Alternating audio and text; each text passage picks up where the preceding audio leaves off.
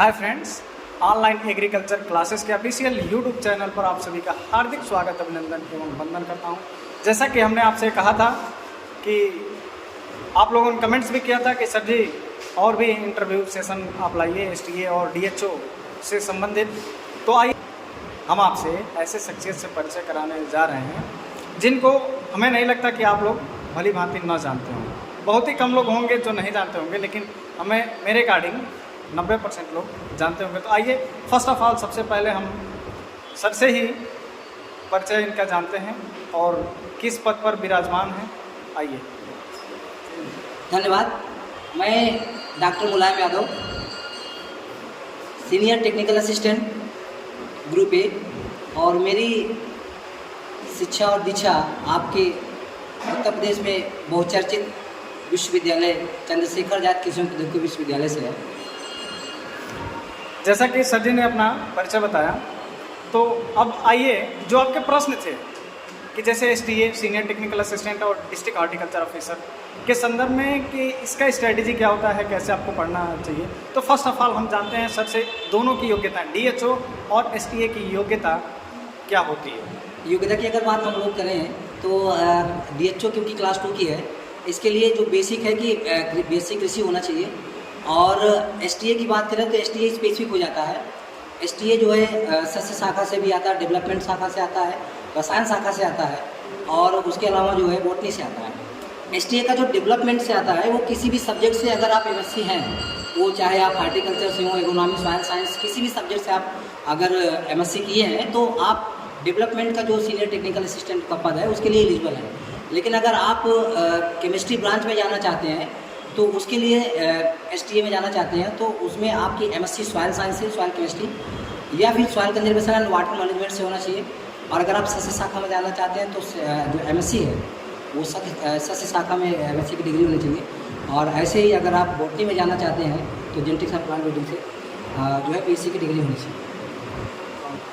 और अगर plant protection में जाना चाहते हैं तो प्लांट प्रोटेक्शन का दायरा थोड़ा सा ज़्यादा है। आप निमेटोलॉजी से, उसके बाद जो है एंटोमोलॉजी से और प्लांट पैथोलॉजी से आप एमएससी करके प्लांट प्रोटेक्शन जाना चाहते हैं। और हम आपको बताएं प्लांट प्रोटेक्शन में पद भी बहुत अच्छे खासे हैं और इस बार भी बहुत अच्छे खासे पद आए हैं। पिछली बार क्योंकि प्लांट प्रोटेक्शन के जो हमारे छात्र हैं चयनित नहीं हो पाए।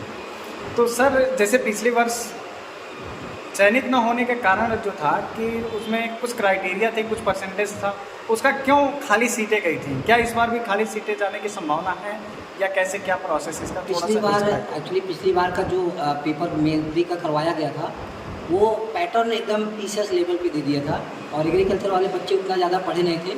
इसलिए एक्चुअली उनका जो निर्देश था वो ये था कि हम जितना भी हमारा पद है उसका हम 13 गुना बच्चों को बुलाएंगे। लेकिन जब प्री का एग्ज़ाम हुआ तो उसमें वो जो है बच्चे प्री ही नहीं क्वालिफाई कर पाए। उनका जो जैसे जनरल ओबीसी और एससी का कट ऑफ था अलग अलग, जनरल का 50%, ओबीसी का 45%, एससी का 40%। ये जो कट ऑफ है, कट ऑफ नहीं निकाल पाए। इसकी वजह से प्री में जो मेंस में बच्चे भाग लेते हैं वो भाग ले नहीं पाए। कम लोग मेंस लिखे और उसमें मेंस में भी उनकी वो बच्चे छट गए। इसलिए लगभग 47 बच्चों का चयन प्लांट प्रोटेक्शन से हो पाया था। 40% का जो क्राइटेरिया था वही कंप्लीट ना होने के कारण बस आपका सीटें पिछली वर्ष खाली चली गई थी। इसकी जो रणनीति होती है, स्ट्रेटेजी, प्रीलिम्स और मेंस एग्जामिनेशन होते हैं, डीएचओ तो आपका इंटरव्यू भी है, तो प्री और मेंस की पहले बात करते हैं, उसके बाद एटलीस्ट इंटरव्यू का भी बात कर लेंगे। तो फर्स्ट ऑफ ऑल प्री में जैसा कि आपका 80 क्वेश्चन एग्रीकल्चर, 40 क्वेश्चन जीएस का पोर्शन रहता है। इसमें सभी नेगेटिव मार्किंग का क्या प्रावधान रहता है और इसमें कितना क्राइटेरिया रहता है, कितने परसेंट आपको होना चाहिए जिससे आपको क्लियर हो जाए प्रीलिम्स? प्रीलिम्स का जो क्वालिफिकेशन क्राइटेरिया होती है वो तो एग्ज़ाम के बाद ही पता चलती है। लेकिन रही बात जो हम लोग जो ये सम्मिलित कृषि सेवा परीक्षा 2020 दिए थे उसकी क्राइटेरिया तो क्योंकि बहुत हार्ड पेपर होने के कारण 20% जो लोग मार्क्स प्री में लाए थे उनका चयन हो गया था मेंस लिखने के लिए। और रही बात कि अगर प्री की आप तैयारी करना चाह रहे हैं, सोच रहे हैं कि हम प्री की तैयारी करें, तो उसके लिए जो सिलेबस है, सिलेबस के अकॉर्डिंग आप अपना मैटर कलेक्ट करिए और मैटर कलेक्ट करने के बाद उसको जो है अपने हैंड राइटिंग में नोट्स प्रिपेयर करिए। उसके बाद प्री की तैयारी करिए, प्री का जो है एग्जाम दीजिए। तो सर जैसा कि एग्रीकल्चर और जीएस का जो पोर्शन है उसके लिए ये जो प्रमुख पुस्तकें हैं कुछ पुस्तकों का रिकमेंडेशन आप दे दीजिए हमें, जिससे जो भी हमारे छोटे भाई तैयारी कर रहे हैं या फिर मित्रगण, उनको क्या क्या कौन कौन सी ऐसी प्रमुख पुस्तकें हैं जिनसे वो पढ़ करके अपना तैयारी कर सकते हैं, प्रीलिम्स क्लियर कर सकते हैं मेंस एग्जामिनेशन के लिए। देखिए, किताबों की अगर हम लोग बात करें तो बात यह है कि हम यहाँ पर किसी लेखक का प्रमोशन नहीं कर रहे हैं, लेकिन यह है कि अगर जो अच्छी चीज़ें हैं उसको हमको लेने में कोई डर नहीं है। किताब की अगर हम लोग बात करें तो कुछ सिलेक्टेड किताब बच्चे अपने पास ज़रूर रखें अगर एसटीए के लिए सोच रहे हैं। सिलेबस के अकॉर्डिंग तो एक तो जो सिलेबस है उसके अकॉर्डिंग आप किताबों का चयन कर सकते हैं, लेकिन अलग अलग मेंस के लिए तो अलग अलग किताबों को आप चयन करना पड़ेगा। लेकिन अगर आप प्री के लिए प्री के लिए सोच रहे हैं कि हम प्री की तैयारी करें एसटीए में, उसके लिए जो सबसे बेसिक बुक है फंडामेंटल ऑफ एग्रीकल्चर, और हिंदी में उसकी आती है कृषि के मूलभूत सिद्धांत, वो बुक आपके पास ज़रूर होनी चाहिए। उसके साथ साथ में टेक्स्ट बुक आप जरूर रखिए। 2-3 हम टेक्स्ट बुक आपको बताएंगे। उसमें एक रेड्डी एंड रेड्डी साहब की प्रिंसिपल्स ऑफ एग्रोनॉमी है, बहुत हेल्पफुल बुक है। उसके साथ साथ में अगर आप क्योंकि पिछली बार अगर आप लोगों ने देखा हो तो जेनेटिक्स एंड प्लांट वेटिंग के बहुत अच्छे खासे क्वेश्चन आए हुए थे, तो इसके लिए हम आपको प्रीफर करेंगे फंडन सिंह की जेनेटिक्स एंड प्लांट वेटिंग की बुक, उसको आप लीजिए। हार्टिकल्चर के जो क्वेश्चन आए थे स्टैंड के बाहर एक भी क्वेश्चन आए थे, आप स्टैंड जो हार्टिकल्चर स्टैंड है उससे आप लेके प्री की तैयारी कर सकते हैं। और सर जैसा कि प्रीलिम्स में निगेटिव मार्किंग का प्रावधान रहता है, तो वो कितने मार्क का होता है? प्रीलिम में अगर आप 0.33 का होता है, जैसे कि अगर आप 3 क्वेश्चन गलत कर दिए और 1 क्वेश्चन सही करते हैं तो आपका कुल मिला के 0 हो जाएगा। अगर आप 1 क्वेश्चन सही करते हैं तो आपको 1 नंबर मिलता है, अगर आप गलत करते हैं तो 0.33 उसका माइनस मार्किंग है। चलिए, मेरे हिसाब से आपको प्रीलिम्स की जानकारी कंप्लीट हो गई होगी। अब हम थोड़ा सा बढ़ते हैं मेंस एग्जामिनेशन की तरफ। तो मेंस का देखिए, सबका तो प्री का एक रहता है पेपर, जब मेंस में जाते हैं तो आपको अपने सब्जेक्ट के अनुसार डिवाइडेशन हो जाती हैं, बढ़ जाती हैं शाखाएँ। तो आप अगर सिर्फ हम थोड़ा सा बात करेंगे ऑल ओवर की, तो ऑल ओवर जैसा कि डेवलपमेंट एक ऐसा ब्रांच है जिसमें सभी लोग जा सकते हैं, तो हम थोड़ा सा जिक्र करेंगे सिर्फ और सिर्फ डेवलपमेंट ब्रांच पे। और सर जैसा कि सर का जो विभाग है उस पर 2 विभागों में हम लोग मुख्य चर्चा करेंगे। तो सर पहले आप अपने विभाग का बताइए। मेरा चयन रसायन शाखा से हुआ है एसटीए के रूप में। रसायन शाखा की अगर हम लोग बात करें, अगर आप मेंस के लिए सोच रहे हैं तो सबसे पहले जो हमने प्रिपेयर किया था वो हिंदी के लिए 100 क्वेश्चन 100 नंबर की हिंदी थी, 50 नंबर उसमें व्याकरण था, ग्रामर, और 50 नंबर का निबंध था। निबंध नो डाउट हमारे सारे बच्चे निबंध अच्छे से लिख लेंगे, क्योंकि एग्रीकल्चर पे आता थोड़ा सा आप निबंध लिखते समय अगर आप इंडियन इकोनॉमी के बारे में एग्रीकल्चर का पूछा जाता है तो आप अगर आप लिखना चाह रहे हैं तो उसमें जो डाटा है उसको ज़रूर मेंशन करिए निबंध लिखते समय कि कहाँ कहाँ कितना कितना डाटा यूज हुआ है। और निबंध में आपको पॉइंट वाइज निबंध लिखना है, बहुत घसीट के नहीं लिखना है, बहुत ज़्यादा सिलेक्टेड शब्दों का प्रयोग करिए और निबंध लिखते समय अंडरलाइन जरूर करते रहिए जो वैल्यूबल पॉइंट है। उसके बाद ग्रामर के लिए हमने बताया कि जो आदित्य पब्लिकेशन की सामान्य हिंदी है सफिशिएंट है, उससे आप पढ़ सकते हैं। अब रही बात सब्जेक्ट की, सब्जेक्ट के 200 नंबर के सब्जेक्ट आते हैं, तो 300 नंबर का मेंस का पेपर होता है, 200 नंबर का सब्जेक्ट होता है। सब्जेक्टिव अगर केमिस्ट्री ब्रांच की अगर हम लोग बात करें तो आप अगर डी.के. दास की बुक ले लेते हैं इंट्रोडक्टरी सॉइल साइंस, उससे बाहर आपको एक भी क्वेश्चन नहीं आएगा, सारा क्वेश्चन उसी से पूछा जाएगा। और जो थोड़ा बहुत air pollution, water pollution, soil pollution है वो आपका जो अरुण कत्याल साहब की बुक है फंडामेंटल, वो आप वहाँ से लिख के आसानी से अच्छे नंबर पा सकते हैं। और रही बात डेवलपमेंट की, तो डेवलपमेंट में भी है कि मिक्सर है सभी सब्जेक्टों का, उसमें आपको एंटोमोलॉजी का कुछ पोर्शन में लिखना पड़ेगा, और डेयरी का है, डेयरी टेक्नोलॉजी से भी आपको क्वेश्चन मिलेंगे, तो डेयरी का भी कुछ बुक आपको कलेक्ट करना पड़ेगा। और लेकिन आपको एग्रोनॉमी लगभग 70% जो पोर्शन है वो एग्रोनॉमी ही है। एग्रोनॉमी के रूप में अगर आप डेवलपमेंट से तैयारी करना चाहते हैं तो एग्रोनॉमी की जो बुक आप प्रिफर करना चाहते हैं तो उसके लिए आप रेड्डी एंड रेड्डी साहब की प्रिंसिपल्स ऑफ एग्रोनॉमी पढ़िए। उसमें ज़्यादातर सब्जेक्ट जो है जो आपका सिलेबस है उसके टॉपिक उसमें आपको मिल जाएंगे। और सर डेवलपमेंट में थोड़ा सा ब्रांच है हार्टिकल्चर का, तो हार्टिकल्चर वाली कौन कौन सी प्रमुख पुस्तकें हम ले सकते हैं, उसको प्रीफर करना? देखिए, हार्टिकल्चर के लिए अगर हम लोग बात करें, क्योंकि सॉइल साइंस के हम स्टूडेंट रहे हैं, हार्टिकल्चर का उतना अनुभव नहीं है, लेकिन आप लोग जानते हैं क्योंकि आप भी हार्टिकल्चर से जो है एमएससी हैं, मुझसे बेहतर आप जानते होंगे और सिलेबस कहाँ मिलेगा वो मालूम होगा आपको। लेकिन मेरा अपना जो मानना है कि हमने इंस्टेंट हार्टिकल्चर पढ़ा है, उसके बाद आपको मालूम है आईसीआर की एक बुक आती है हैंडबुक ऑफ हार्टिकल्चर, उसमें ज़्यादातर सिलेबस मिल जाएगा, लेकिन वो सिलेबस वो बुक ज़्यादातर बच्चों के पास नहीं होगा। उसको जो हार्टिकल्चर का सिलेबस है वो आप मुझसे बेहतर आप जानते हैं, आप उनको बता दीजिए। ठीक है, तो हार्टिकल्चर के लिए देखिए 2-3 बुकें हैं। आपको वन लाइनर नहीं करना है, मेंस में आपको लिखना है पूरा अच्छे तरीके से।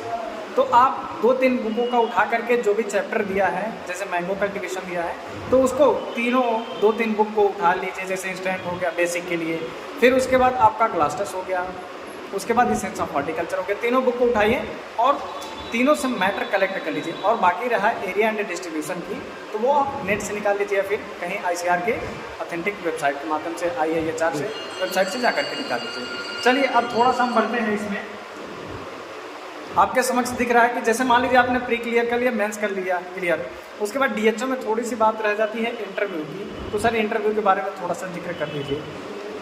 इंटरव्यू में बहुत ज़्यादा नहीं पूछा जाता है। अगर इंटरव्यू की बात करें, हम लोगों ने भी बहुत सारा इंटरव्यू दिया है। इंटरव्यू में अगर आप प्री और मेंस दे के आ रहे हैं तो सामने वालों को इतना मालूम होता है कि जो है कि अनुभव तो स्टूडेंट के पास नहीं है, लेकिन ये है कि वो आपसे कुछ बेसिक सवाल पूछेंगे।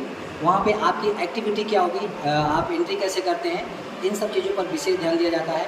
और ख़ास करके आपके जो क्वेश्चन पूछे जा रहे हैं उसका आप उत्तर किस तरह से दे रहे हैं। अब जैसे इंटरव्यू भी समाप्त हो गया, STA में प्री और मेंस भी समाप्त हो गया। अब इसके बाद जब आपकी ज्वाइनिंग हो जाती है तो बात आ जाती है सैलरी पर। तो सैलरी पर बात आती है तो सर सैलरी को भी थोड़ा सा क्लियर कर दीजिए, कितना आपको मिलता है वर्तमान में, और जैसे कोई ज्वाइन करता है तो उसको तुरंत कितना स्टाइपेंड मिलता है। देखिए, सैलरी की बात जो है वो तो सैलरी की बात नोटिफिकेशन में ऑलरेडी लिखी रहती है, उसको हमें बताने की ज़रूरत नहीं है, सभी बच्चों को है। लेकिन यह कि 4600 ग्रेड पे का STA है और क्लास 2 की जो DHO की है, PFO की है, SDO की है, और क्लास 2 की सॉइल साइंस में जो 22 पद आए हैं उनकी जो ग्रेड पे है 5400 है।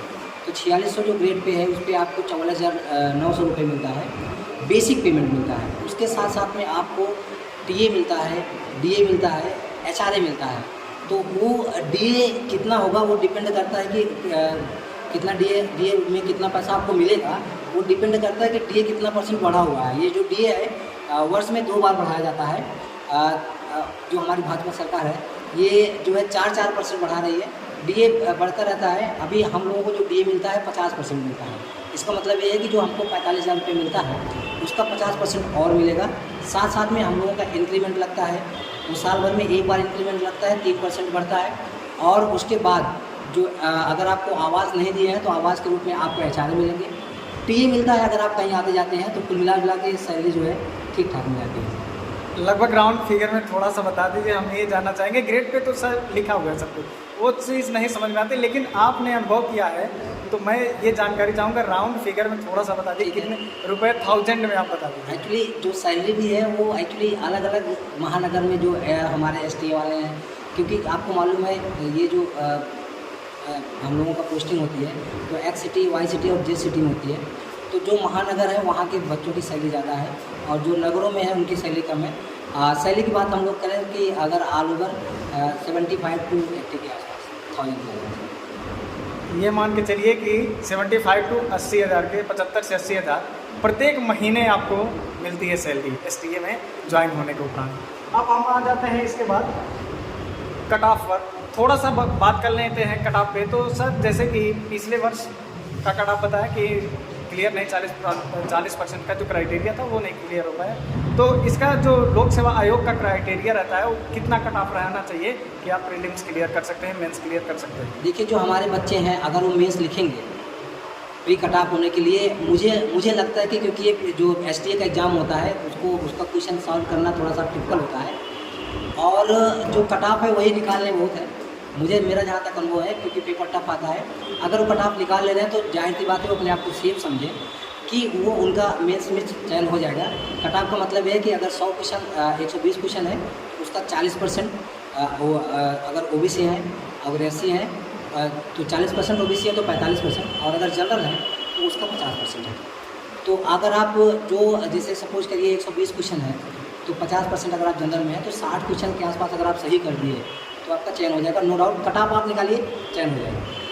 अब इसके बाद ये सारे प्रश्न हम थोड़ा सा पढ़ते हैं कि जब आपकी ज्वाइनिंग हो जाती है आपको सब कुछ मिल जाता है, आप गद्दे पे विराजमान हो जाते हैं, सीनियर टेक्निकल असिस्टेंट अधिकारी के रूप में आप चयनित हो जाते हैं। इसके उपरांत आपको फैसिलिटी क्या मिलती है? क्या आपको वाहन मिलता है, मकान मिलता है, क्या क्या वो? उसके बाद फिर आपका TA CA ये सारे ऊपर थोड़ा सा जिक्र कर दीजिए। देखिए, वाहन की जहाँ तक बात है कि जो हमारे क्लास 2 के अधिकारी हैं वहाँ से वाहन मिलता है, लेकिन हर कार्यालय में वाहन होता है, आप उसका प्रयोग कर सकते हैं। पर्सनली अगर हम लोग बात करें तो ग्रुप 1 का जो है STA में वाहन कार्यालय में आपके रहता है। आप अगर जाना चाहते हो तो वाहन जो है जो आपके अधिकारी हैं उनसे संपर्क करके जा सकते हैं। लेकिन अगर आप कहीं आते जाते हैं, वाहन अगर सरकार नहीं दे रही है तो आने जाने का जो चार्ज है वो आपको सरकार पे करती है। अब हमारा अंतिम प्रश्न ये रहेगा, बाकी आपके जो भी मन में डाउट्स रहेगा आप नीचे कमेंट सेक्शन में ड्रॉप कर दीजिए, हम सर से कांटेक्ट करके आपको रिस्पांस कर देंगे या सर ही रिस्पांस कर देंगे। चलिए, तो लास्ट प्रश्न हमारा ये है आपसे कि जो भी हमारा ये वीडियो देख रहे हैं उनके लिए पर्सनल आपका सजेशन क्या है कि वो कैसे तैयारी करें, क्या ऑल ओवर करें, आप अपना पर्सनल संदेश दीजिए। जैसे अगर जो भी बच्चा ये वीडियो देखा है, अगर उनके दिमाग में आ रही है कि हमको तैयारी करना है, तो सबसे अच्छा सजेशन उनको ये है कि देखिए, एक तो गाइड के लिए आपको कोई ना कोई संस्था ज्वाइन करनी होगी। उसके लिए जो हमारी संस्था है एकलव्य एग्रीकल्चर अकेडमी, आप अगर इससे जुड़ सकते हैं। दूसरा ये है कि अगर आप संस्था नहीं ज्वाइन कर पा रहे हैं तो जो सिलेबस है, सिलेबस के अनुसार जो है आप जो है किताब रखिए, और किताब को जो किताब का मैटर है उसको किसी अपने हैंड राइटिंग में उसको कलेक्ट करिए और उसको 2-3 बार रिवाइज करिए। मुझे लगता है कि चयन होने का सबसे सही तरीका यही है। अगर आप सिलेबस इकट्ठा करते हैं, उसमें डीप पढ़ाई करते हैं, गहराई तक पढ़ाई करने के बाद एग्ज़ाम देते हैं, तो नो डाउट आपका सिलेक्शन कोई रोक नहीं पाएगा। चलिए, बहुत बहुत धन्यवाद सर आपका कि आपने इतना कीमती समय निकाल करके और हमारे बीच में आए। इसके लिए तहे दिल से बहुत शुक्रिया अदा करते हैं और मिलते हैं अगले वीडियो में किसी नेक्स्ट टॉपिक के साथ। तब तक के लिए जय हिंद, जय भारत।